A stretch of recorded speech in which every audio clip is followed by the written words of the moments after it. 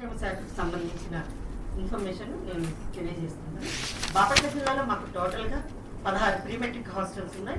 అందులో boys 9, girls 7 ఉన్నాయి. తర్వాత సోషల్ వెల్ఫేర్ హాస్టల్స్లో మనకి అడ్మిషన్స్ గురించి ఈ సమావేశం నిర్వహించడం. సోషల్ వెల్ఫేరే చెప్తున్నారు, చెప్పండి sir. Pre matric boys hostels 9 ఉన్నాయి సార్. 900కి కాను 465 ఉన్నాయి సార్. అడ్మిషన్స్ అయ్యింది 900కి ఓన్లీ 465. హాస్టల్స్ మొత్తం 7 ఉన్నాయి. 700కి 425 అయ్యింది సార్. టోటల్ గా 1600కి 895 సార్.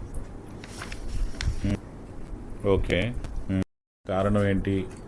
హెచ్డబ్ల్యూఎస్ని ఇప్పుడు ఎవరెవరు ఉన్నారు? హెచ్డబ్ల్యూఎస్, ఏబిసిడబ్ల్యూఎస్, ఏఎస్డబ్ల్యూఎస్, ప్రిన్సిపాల్స్ అండ్ హెచ్ఎంస్. ఏ అంశాలు మనం చూస్తున్నామంటే, మొదటగా అడ్మిషన్స్ విషయంలో లాస్ట్ ఇయర్లో 2-3 సార్లు నేను మీ అందరితో మీటింగ్ పెట్టుకున్నప్పుడు క్లియర్గా చెప్పాను.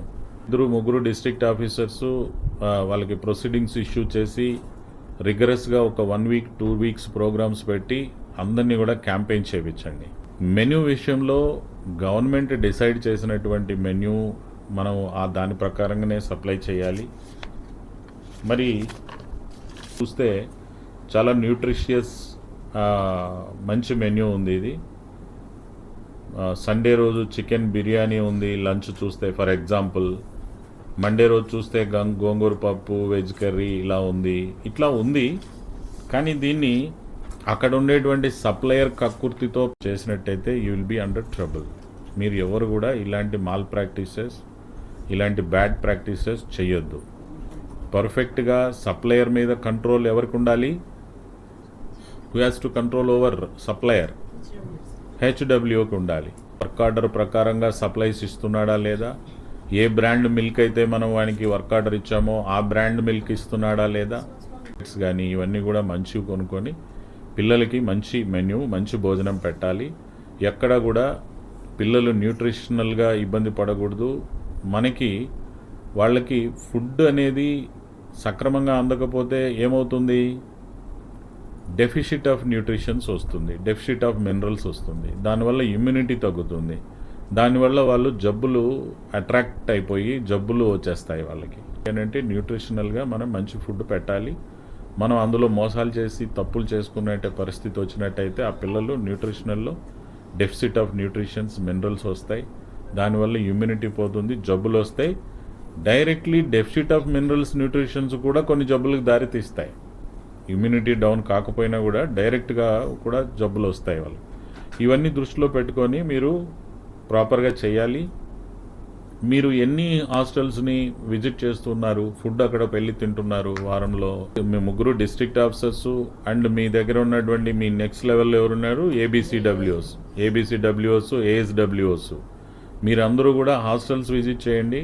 డిస్ట్రిక్ట్ ఆఫీసర్స్ అట్లీస్ట్ వారానికి 3 సార్లు మీరు వేరు ఇన్స్టిట్యూట్స్లో మధ్యాహ్నం భోజనం చేసేటట్టు ప్రొసీడింగ్స్ నా దగ్గర రెడీ తీసుకురండి.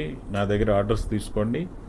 ఏబిసిడబ్ల్యూఎస్, ఏఎస్డబ్ల్యూఎస్ డైలీ ఒక హాస్టల్లో వాళ్ళు భోంచేసేటట్టు పిల్లలతో కూర్చొని, అంటే ఆల్టర్నేటివ్గా నెక్స్ట్ డే వేరే చోటికి. సో మీరు వారంలో కనీసము 3 ఇన్స్టిట్యూట్లో వెళ్ళండి. మీరు కూడా మారాలి. ఈ వారంలో 3 అయితే నెక్స్ట్ మళ్ళీ వేరే చోట రావాలి.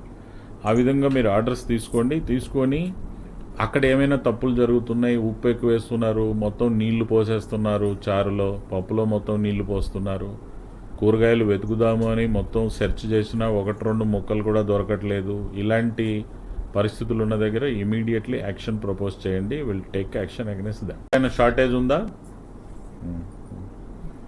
తర్వాత తల్లికి వందనంలో ఎవరికైనా ఇబ్బంది వచ్చిందా?